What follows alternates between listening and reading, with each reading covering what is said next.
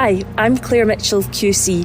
Welcome to the Witches of Scotland podcast. I'm a lawyer who specialises in miscarriage of justice cases, and we're bringing you this podcast because we want to tell you about the women who were accused, prosecuted, convicted, and ultimately executed as witches in Scotland. I'm Zoe Venditozzi, and I'm a writer who's always had an interest in the witches, and I feel that this dark mark against Scotland needs a reckoning. The campaign Witches of Scotland wants three things. Firstly, a pardon for all those convicted of witchcraft. Secondly, an apology for all those who were accused as witches.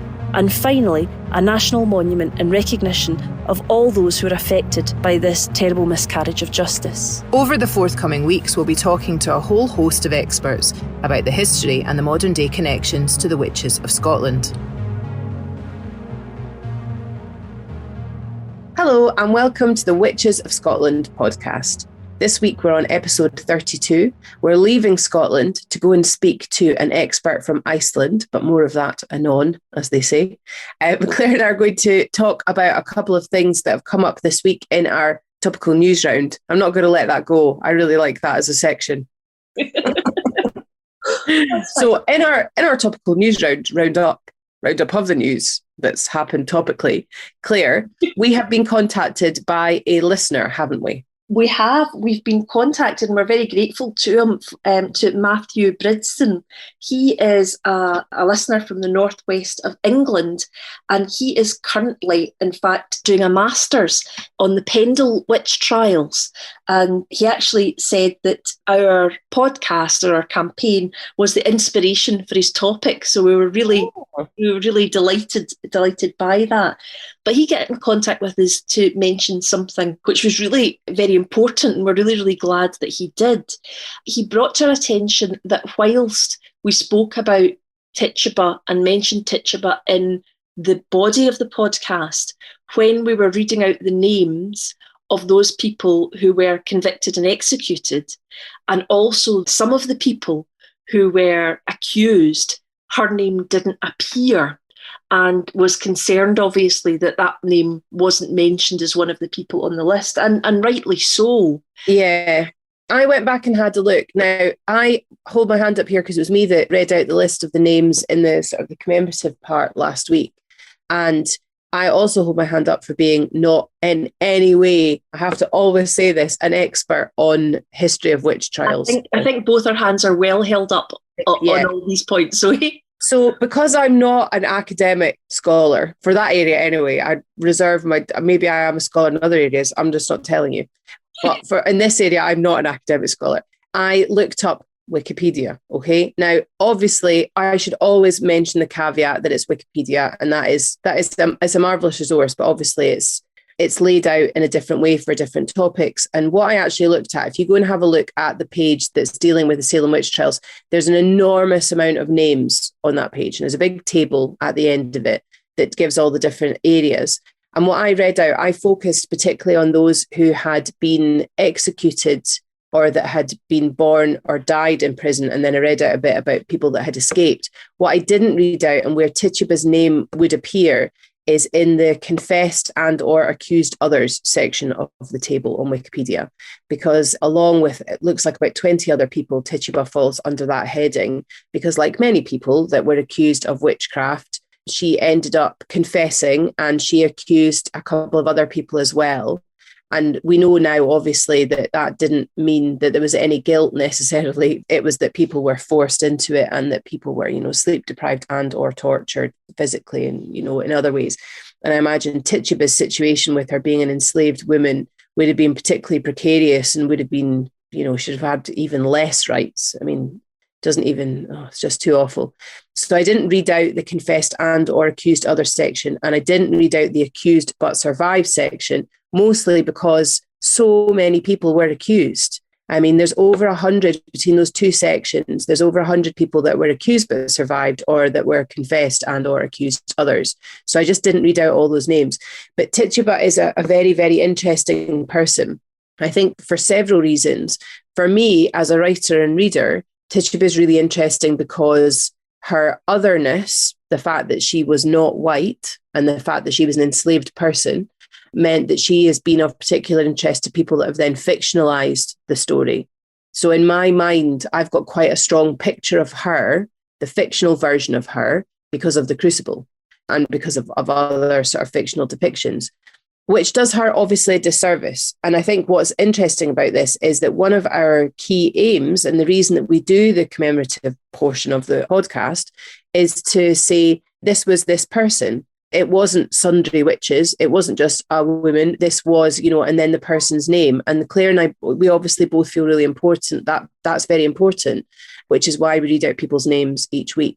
So I would just like to mention Tituba here. We don't even know if that was her real name. We don't know where she actually came from. There's various different sort of theories about who she was, where she came from. We don't even know if she was African or if she was an Indigenous American.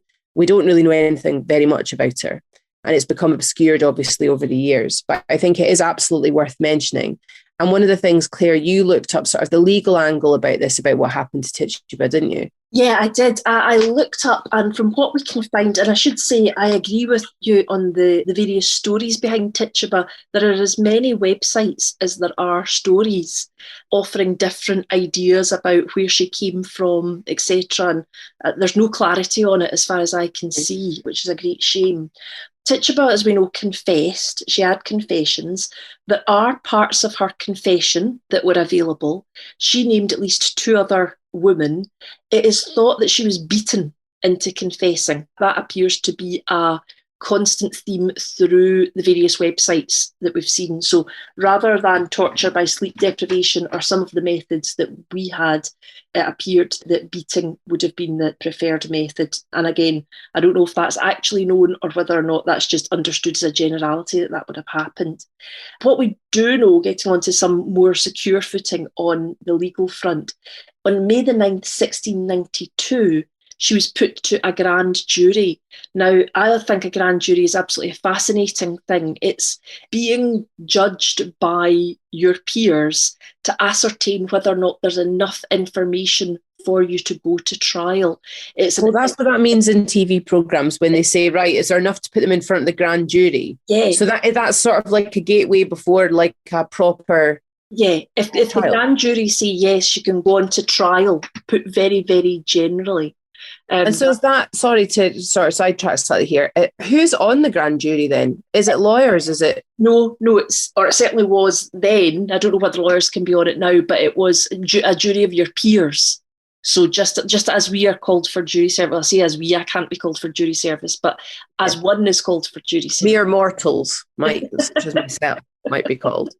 And is there a judge then in charge of that who makes the final decision? No, the judge is in charge of the proceedings, but the decision on whether to put someone forward for trial is taken by the grand jury themselves. I think the term grand jury is something where you can also have a petite jury, I think. I might be making that up. I can definitely say that American jurisprudence is not one that I've done any research on, but there's something in the back of my mind that makes me think that there is a phrase called petite jury as well as grand. Oh, yes, okay. So once again, using the Google, I have looked it up as we've been speaking, and there's a court. I'm looking at us.courts.gov. What's the difference between a petite jury and a grand jury? So I suppose we would call like petit and grand. Perhaps that's the way it was. A petite jury is a trial for civil and criminal cases. The petite jury listens to the evidence presented by both parties during a trial and returns a verdict. A grand jury does not determine guilt or innocence, but whether there is probable cause to believe that a crime was committed. So it appears, rather strangely, you think it's the other way around, a grand jury determines whether or not there's probable cause to believe a crime was committed, and a petite jury is a trial in a civil or criminal case. So a petite jury is what we think of as an ordinary jury. Yeah. Yeah, I would have thought that's strange, because we think the grand jury would be the jury that would decide the evidence in the case, and the petite jury would be other ones. Anyway, I digress. So on 9th May 1692, a grand jury declined to indict. So it found in Tituba's behalf that there was not probable cause to believe that a crime had been committed. Apparently, they wrote on the legal documentation that they were given the phrase ignoramus. Now, we use the word ignoramus. I don't think I've ever used it, but I understand it can be used to mean stupid, a stupid I've used person. it. Have you? Yeah, to my children, both to their face and behind their backs. Yeah. Ignoramuses. I believe I was called that repeatedly by my mother, myself. Well, you're passing down a family tradition, and that's lovely. Rudeness, yeah, patriarchability. But I think in this particular case, writing ignoramus on the paperwork means that she was ignorant of the charge, as in she wasn't a witch. Right, okay. So not so much maybe she wasn't ignorant, but she wasn't competent. No, it was no, right. Okay. Ignoramus, it means she was ignorant of the charge, as in it wasn't known to her, as in there wasn't sufficient evidence. So it's really, really important because it shows, even at that time, that 1692, that a jury of her peers decided that despite her confession evidence, there wasn't probable cause to indict her for being a witch. That's interesting because she eventually got out of jail. So her, and I hate to use this word, her owner, which was Samuel Paris, refused to pay her jail fees. And eventually in April of 1693, she was sold on to an unknown person for the price of her jail fees, apparently. It's just horrifying. Yeah, I mean, she remained an enslaved person, obviously, while she was in custody, and she remained an enslaved person when she was out of custody. What we also discussed with Matthew in emails was that he had done some research to find out whether or not she had been pardoned. And he said that he couldn't find anywhere whether or not she had been pardoned. And that is correct. And the reason for that is that she was never convicted. So as we've discussed before in relation to our campaign, we want a pardon for those that were convicted, an apology for all those that were accused. So in the case of Tituba, she wouldn't fit under a pardon because although she was kept in custody, although she was accused, she was never convicted. Therefore, that's why you cannot see her being pardoned anywhere. I also understand from the reading that we've done, and thank you to Matthew again for providing some of that reading to us, that when there were reparations to be made, nobody got any reparations because she didn't have family, or perhaps family couldn't be traced. So whilst other people received reparations for family members who had suffered, or for example, who had to pay their way out of custody, as was the way, there doesn't appear to have been any reparations made to either Tituba herself or the descendants of Tituba. And also probably Tituba didn't have any lands or anything that she might have lost. Yes. She wouldn't, yeah. Absolutely. As an enslaved person, I do not think that would have been the case. So we dedicate this particular week's podcast to remembering Tituba rather than name other names. We thought it would be a nice thing to do to just remember her on this day. And no doubt, as you say, there's possibly almost 100 other people who were accused, who spent time in custody and who were released at a later stage, but had suffered greatly during that period of time that they would have been accused in custody. It's useful, I think, to mention that and then to think about the idea of remembering and of memorials, because that's something you and I have been talking about in the last wee while again, is about how we would foresee a memorial. Now, you and I were chatting earlier and you were saying that, of course, we've said repeatedly that it's not something that we would want to be sort of the bosses of. You know, we've no interest in drawing out a sculpture and then making it ourselves or anything. I mean, we of course do, but we think it would be a very, very unwise idea to let us in charge of that. Well, I don't know. I think we could do quite a nice job, actually. But I think it's the sort of thing that really, if we're looking for a state monument, it wouldn't be up to us. Like, that would be up to how the state kind of foresaw that, I suppose. But one thing that we've talked about is, rather than a statue, a different idea, haven't we, Claire? Yes, well, just the more we've been doing the podcast, the more we've been speaking to people from other countries, the more I'm thinking that the best way to memorialise, to have a state-sponsored place for people to go and remember these people, is a museum of accused people that were accused of witchcraft. So I don't like saying the phrase, I suppose, Museum of Witchcraft, because that would be what it would be shortened to. But it's really a memorial to all those people that were accused of witchcraft. And I think it'd be more a museum of the witch trials, yes, rather than witchcraft. Exactly. Yeah, because what I wouldn't be particularly interested in would be it being something that's different. I mean, for me, my motivation with our campaign is very much about education and recognizing that people were accused of something and it was wrong, and looking at that. I'm much less interested, completely respectful of it, but much less interested in the notion of sort of modern day being a witch. I think that's cool. If you're a witch, that's totally cool. It's up to you. And I would defend your right to, have religion or not religion, or spirituality or not have it. It's none of my business.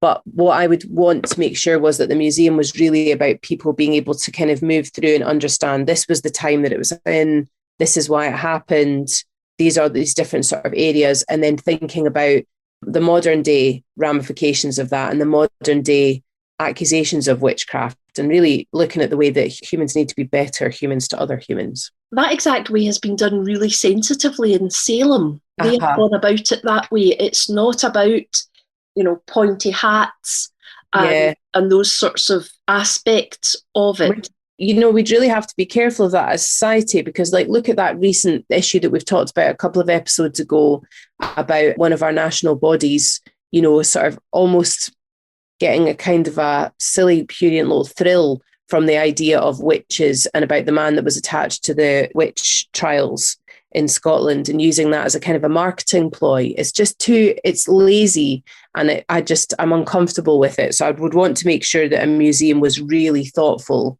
and really backed up by research. Absolutely. It's something to think about. I mean, we've spoken to Salem.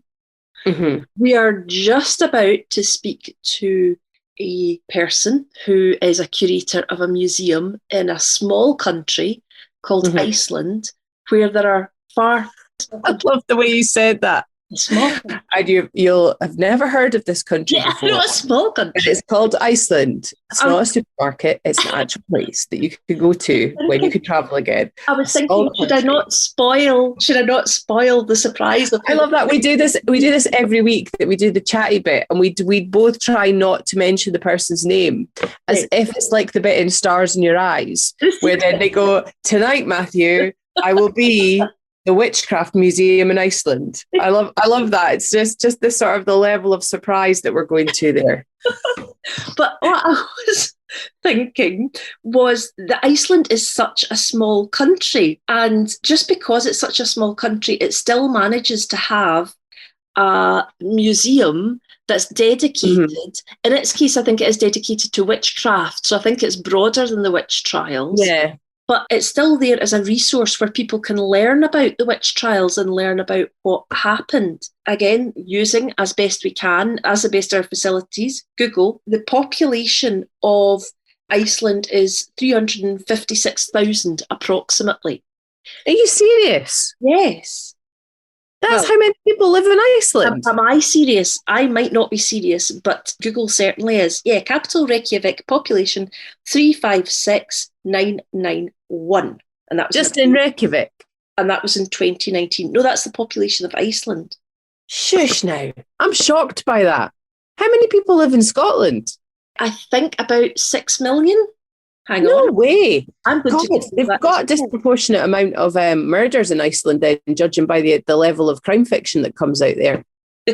I think that's because of the Scandinoir. Denmark's the same. Yeah. Denmark per capita, there's a really low number of serious crimes, but it's really bizarre that it's an absolute hub for criminality. There's somebody out there, there's another master's thesis in that, I'm sure. Why? Yeah, because Scotland obviously isn't a very big country. I mean, it's obviously not as small as Iceland, but I mean, looking at our extremely popular Scottish, what's it called, Tartan Noir, that's huge. It's in no way representative, I don't think, of the amount of murders that actually occur in Scotland. But I'm really shocked at how small Iceland is. Yeah, well, you're making me doubt myself, and now I'm going to Google it again. There's a thought for today. Thanks, Claire. Every day's a school day with you. Every day's a school day with Google, I think we'll find. It's not me that knows it at all. I hope that's right. But yeah, if not, what will happen is if we keep getting things wrong, our news roundup's going to become increasingly longer as we explain all the things we got wrong in the last podcast.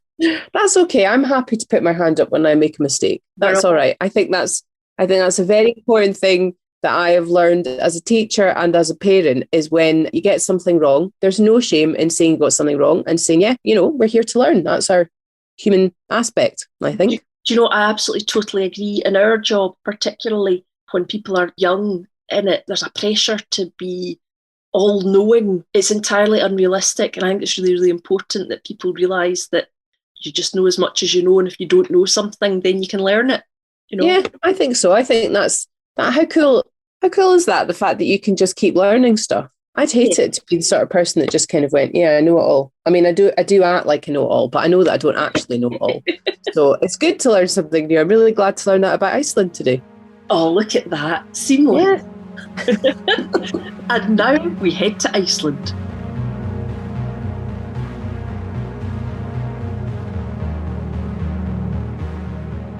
We are delighted to introduce Anna BJÖRG, who is the curator of the Witchcraft and Sorcery Museum in Iceland. Anna, welcome to the show. Thank you. Thank you for having me. Not at all. We are delighted. We found out about you. I found out about you because we saw a post on Facebook where I think you had said that you had given a talk on various witchcraft matters, including the setting of fires, and then the next day you had come to work and your car had gone on fire. Yes, yeah, it's a true story. Yes. And now during COVID, we are not so busy, so I've been using my time for other things, and I've been giving some talks online, live talks on our Facebook and Instagram page.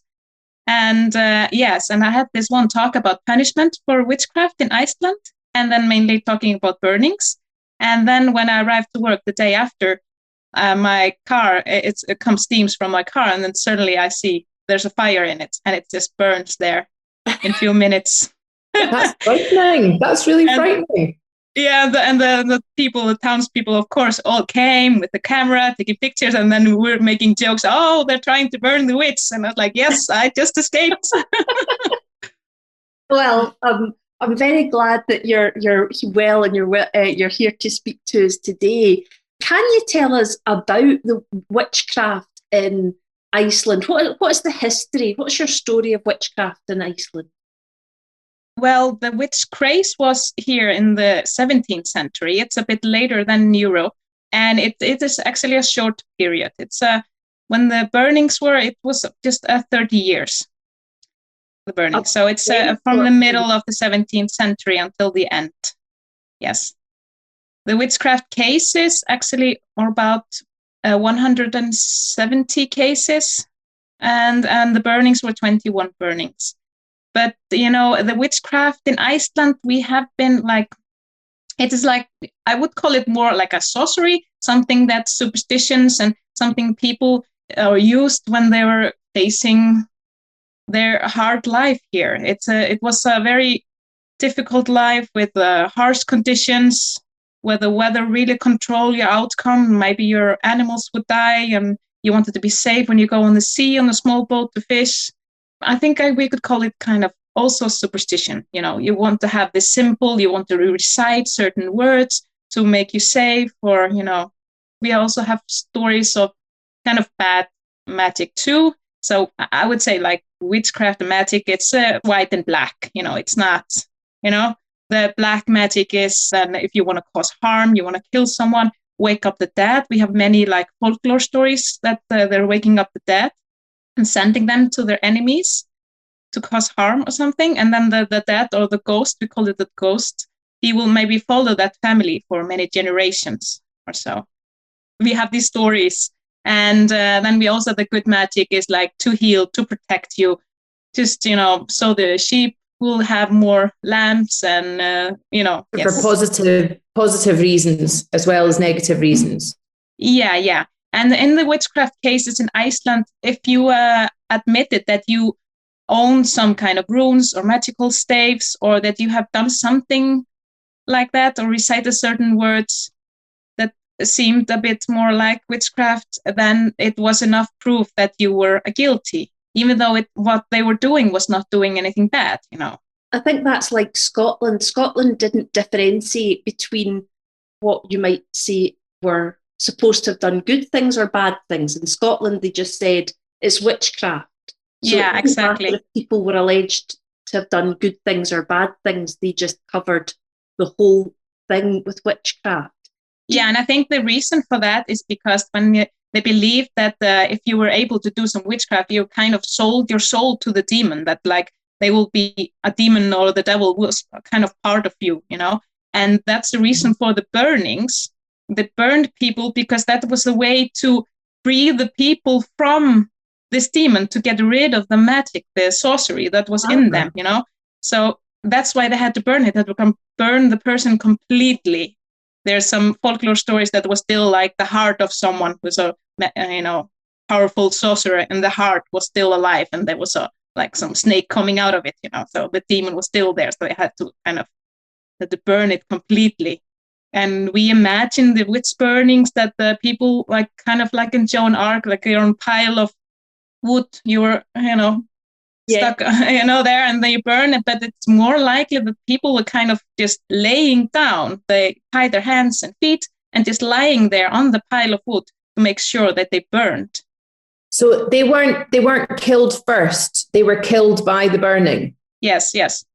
So that's different in Scotland, because in Scotland, largely that they were hanged or they were strangled first, and then their bodies were burned. And the thinking in Scotland was that they had to destroy the body so that the devil couldn't bring the body back from the dead and go and do terrible things. So it sounds quite different in Iceland. It sounds like an extremely horrible method of death. And also, but they were doing it for the person's soul, to free the soul. So with a sort of a Christian interpretation, I presume that they're going to let the person like free from this devil trap that they were in. Yeah, exactly. And there are also cases that when the ropes burned before the people lost consciousness, so they ran out of the fire, you know, but then they just brought them back, you know. That that's so awful. And there was one case of man who was accused and was sentenced to burn, and he never admitted to knowing any kind of witchcraft. And they had a lot of problem burning him and also collecting the wood. The horse that was bringing the wood, he broke his leg, and it's raining, and he was saying, "Oh, see my innocence, you know, everything is against, you know, you burning me." But they did it anyway. Anna, can I ask, do you know why the witchcraft accusations that became burnings, do you know why it started? Was there anything in particular that happened in the late 17th century that caused the witchcraft trials to take place? It's just strange it happens for such a short period. It was mainly in the northwest, actually, where we are located, that part of Iceland. Northwest, it's called Vestfirðir or Westfjords. And most of the witchcraft cases were there. There was the first witch burning was actually not there, but then there was a strange sickness here a bit north from where we are.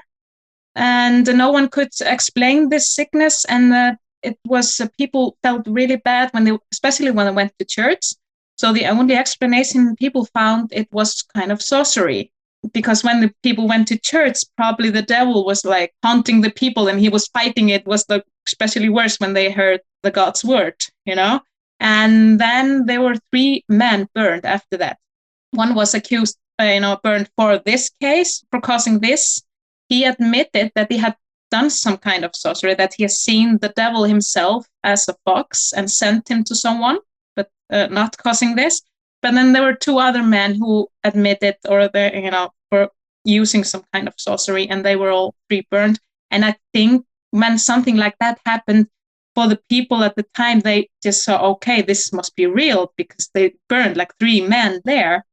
And so the people that are practicing, they believed in it more, and the people who were afraid of it also believed it more. So it's kind of like, let the fire, Literally, it lit the fire in people's mind, and also lit the fire. So what's really interesting, Anna, that you've said that it was 3 men that were accused of witchcraft. Now, we know from the researches that we've done in Europe as a generality, those countries had the vast majority of people that were accused of witchcraft as women. But in Iceland, we understand that's different. Yeah, it's completely different. And it seems like sorcery was something that men practiced more. Yeah, I get this question a lot, and I don't think there's a one simple answer for it. That we actually have, it was similar in North Norway too. There were also witch burnings, and there were mostly men who were burned there. And I've heard one explanation could be that the society here was different than in Europe or other places. It's because every person, every woman had to be bound to a certain household. You could not be like a woman living alone in a hut, in a house somewhere. You have to be part of a household in a farm. It's just a farmers' society, and you had to belong to a certain farm or something. So in Europe, maybe these women who were accused for witchcraft, many of them might have been just women that were kind of not following the social rules, or just living alone, and then just a little bit strange, and then people found out that they're witches, so and had no protection if they were like that. They were just on their own without somebody looking after them. They maybe weren't as important in a structure. Whereas what you're saying, if women had to belong to a particular farm, presumably that was so they could work on the farm. So they would be important to the farm. And if they lost them, they lost a worker. So they're more valuable. Yeah. Yeah. And if you, of course, and some of the cases, like they were accusing, there was a priest who accused the father and the son for causing sickness in his home. And then after he burned them, he got the land and everything that belonged to them, So if you do that to a woman, you don't get anything because she didn't own anything. It was the man who owned, That's also could be, That's interesting. Yeah. Because we found that with the work that we've heard about and the research that we've done, that there were definitely a strong amount of cases in Scotland of women that were accused as witches, and then the person that accused them, surprise, then got their land. Yes, exactly. You can see that that would be an ulterior motive that somebody would have. But so women in Iceland weren't allowed to own land then? No. Ah. Yeah.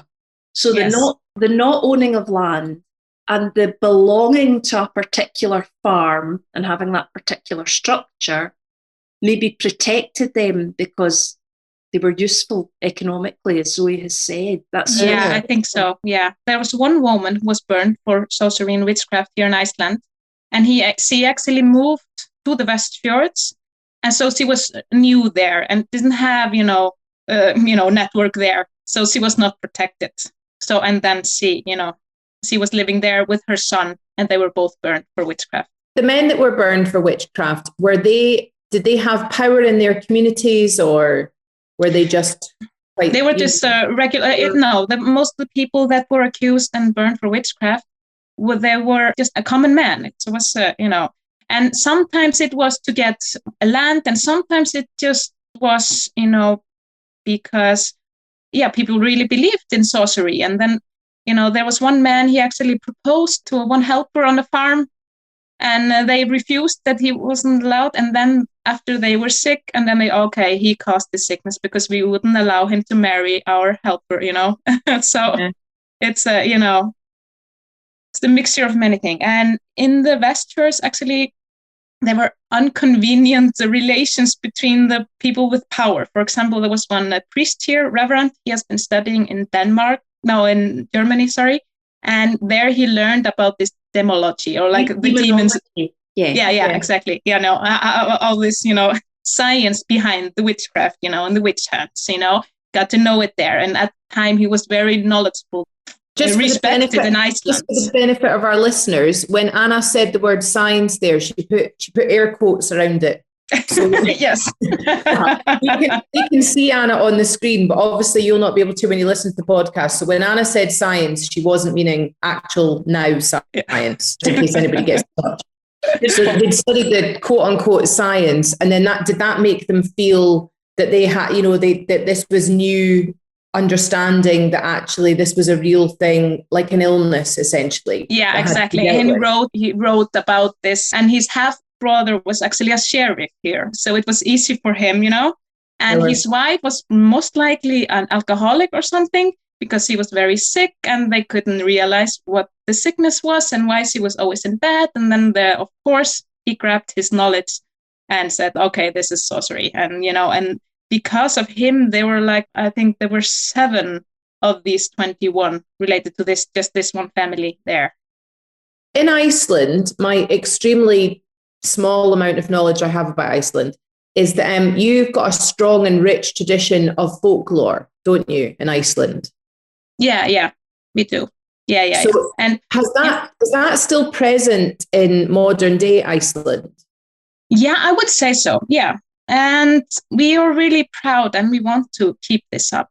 And especially where I am and we live here, we want to keep this up here. We have actually an institution here in Hólmavík with a folklorist. He's doing research and work with this. And that's actually something that the Musuem of Sorcery and Witchcraft established first. But then they stopped running this, but then the University of Iceland took over this institution and is because the part of the University of Iceland. So we are kind of trying to take the folklore, and we want to have here. So if you want to learn about Icelandic folklore, you come to Strandir, you come to us. Right. And last summer, we had actually a visitor from Scotland. We had J.K. Rowling visiting the museum. Oh, wow. Very cool. That's great. Yeah. I didn't know about it until the day after when I saw it on the news. It was it was a shock. You could have had her at the museum. That's annoying. But well, she was at the museum. She came. She was on a yacht around Iceland, and she came to Hólmavík just to come to the museum. Wow, that's great. Great. And do you think that Iceland's interest in folklore, is it tied up with the witch trials in Iceland? No, I wouldn't say so. No. It's just very old, and it's just in our soul, Yeah. And when I've been thinking about it now, it's just kind of many things that are just normal to me, it's normal for me to think that there are certain part of nature you don't understand, you don't see, but you have to respect it, And we have many places that are, okay, this is a sacred place. You're not allowed to do anything there or move the stone. Otherwise, something bad will happen.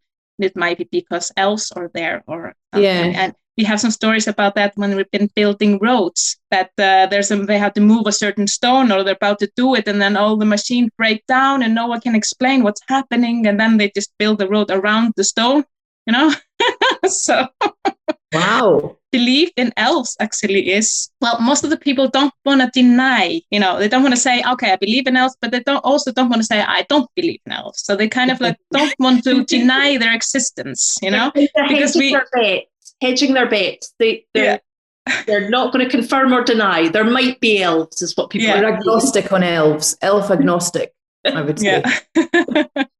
And what do modern day Icelandic people think about the witch trials? They think this is crazy that people believe that you will able to do all these strange things with magic and sorcery. Do you get taught about it in school in Iceland? Not so much. No, actually, not so much. But it's not I find that people don't really know very much about it, because that's something that we've found here, is that we weren't taught about Scotland's witch, past really. And we're learning new things about it all the time. Is it similar in Iceland then? I think this is not so big like in Scotland. It's, I don't know. We know there have been some witch burnings. I think it's just like with the darker side of our story, we don't want to focus so much on that. So that's why we don't teach it so much, But I find it very important lesson, because this is just something that's the people with least power, Yeah. We've found that. We've spoken to so many people all over the world, Anna. That's the theme that we keep seeing throughout all these different cultures, all these different times. It's all about the power structure between those that are in power and those that are vulnerable. And it's always the vulnerable people who come off worst, unsurprisingly. Yeah, exactly. But I think we also have to understand, people believe this was real, and if you believe that someone was able with witchcraft and sorcery to do something, it's kind of like you have this invisible enemy, everyone looked the same, but someone could be a sorcerer witch, and it's It's all about making people other, making people outsider. And once people are made the outsider, then they're very vulnerable to accusations that aren't true. Unfortunately, all our societies appear to do that. Repeatedly over time, they make some people the other people. They're the bad people. They're the people that have caused our problems. Exactly. It's interesting to see how, although we grow up in a lot of different cultures, there's some basic human psychology at work that seems to affect all these cultures. Yeah, exactly. So tell us, when did the museum open up? How long has it been going? It opened up in 2000. So last year we're celebrating our 20th anniversary. And it was established by a group of local people.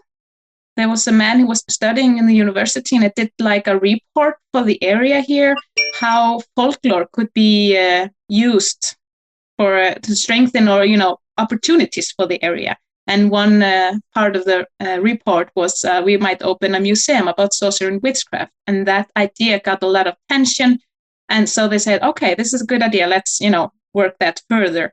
So it took a few years to prepare it, but they opened in 2000, and there was a group of locals who had different talents. One was historian, one's a folklorist, carpenter, electrician, so like with, and it worked. And the motivation was to build something up that would attract people and a call for attention here. But then, and it seemed like sorcery and witchcraft was something that grabbed the attention, and was located here because most of the cases were in the Westfjords, and this area Strandir, which is the east, that coast here, it has always been kind of had this reputation that people here know more and know kind of sorcery, and there are folklore stories of some sorcerers who lived here, like one who actually was the first of the settlers. He was able to bring out fog when the enemies were coming, so he wouldn't find him. Yes, so they decided to have that here, and it has been flourishing and expanding.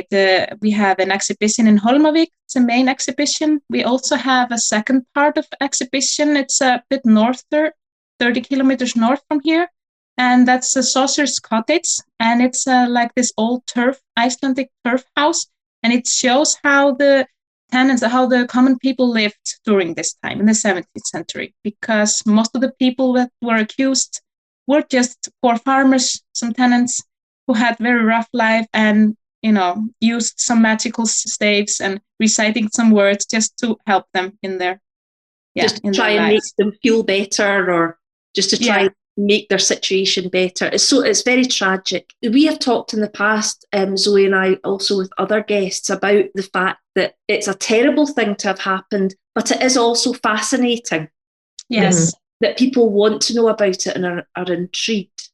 Yeah, and it's kind of like, I think it would be kind of like this dark tourism, you kind of want to learn about the dark things and the hard things also. It's still important to learn about the history of what has happened to people, I suppose, so we never do it again. It's important. Exactly. It's important to know these things happen. Yeah.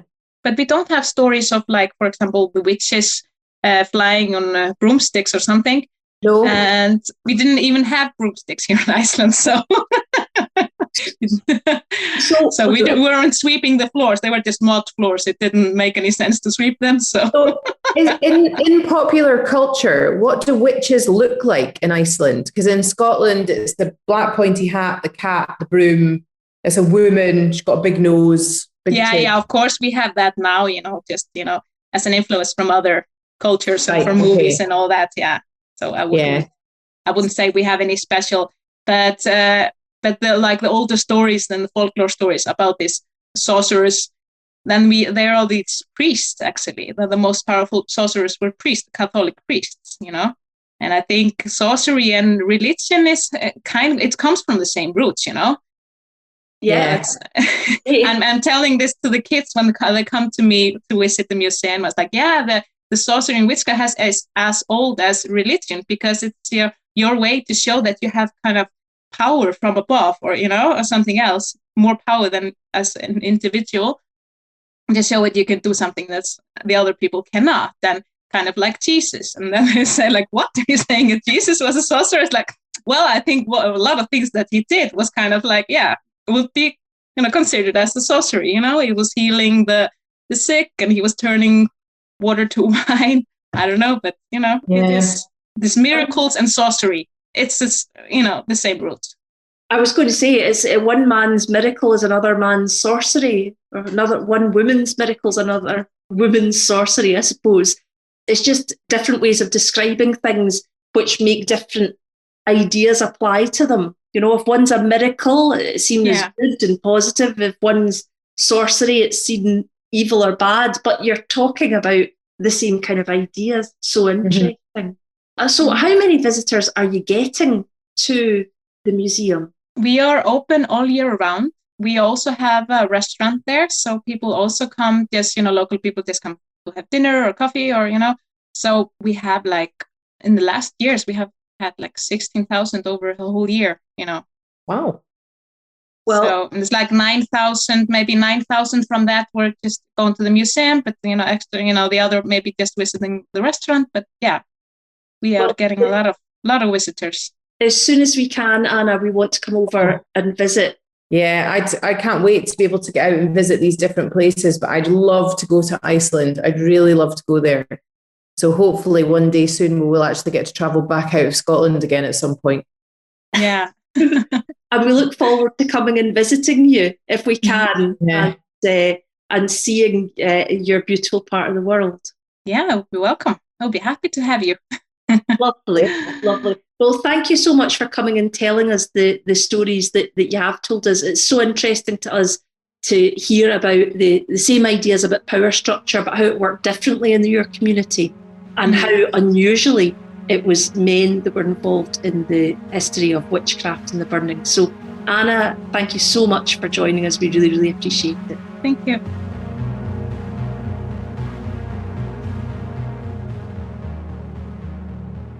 Thank you so much for joining us today for the Witches of Scotland podcast. Join us next week for episode 33, which is quite exciting. In the meantime, please do tell people about the different areas where they can interact with us. So we're on Twitter, Facebook, Instagram, TikTok, although I don't think you've not done any more TikToks, have you? I haven't done any TikToks. I'm just a Come on. You should be doing TikToks. Ladies and gentlemen, just if you don't get that's sarcasm that you're hearing there. So not so much TikTok then, but we are really happy to hear from people. We really enjoy when people get in touch. We've had 2 different people get in touch this week just to say how much they're particularly enjoying the podcasts that are quite new listeners. One of them said that she is unable to get on with her study that she's supposed to be doing because she's sort of fallen down the rabbit hole of looking into the witch trials in Scotland. So that's good. I mean, bad obviously for our studies, but good for us. Yeah, as we were reflecting on people wanting to learn things, it's probably the best idea if they keep doing their studies and listen to us in their spare time. Yeah, but spare time, you should be relaxing. So it's good to listen to a podcast. So please do tell people.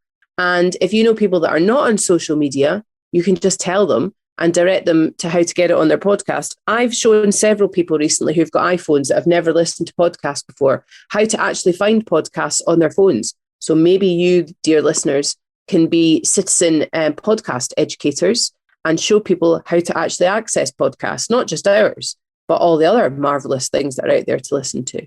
Absolutely. And please do get in contact with us in particular. Do you think it's a good idea for our national memorial to be a museum of witch trials? Do you think that's a good idea? It'd be really interesting to see whether or not the listeners thought that was an interesting aspect. And where do people think it should be? We have to clarify, we've got absolutely no say in this whatsoever, really, I don't think. But I think, again, it'll be probably a case of people power, I suppose, to an extent. But where do you think that it would be good to have a memorial and or a museum? Where in Scotland? And with that, fair listeners, we shall leave. I'm getting my hair done. What? I'm getting my hair done today. I just want to share that with everybody. It's quite exciting. Again, not the most useful for podcasting, but next week you can come back with your new hair and tell us about it. Thank you very much. I will gladly tell you about that. Right. Okay. Thank you so much for listening. Speak to you next time. Bye. Bye.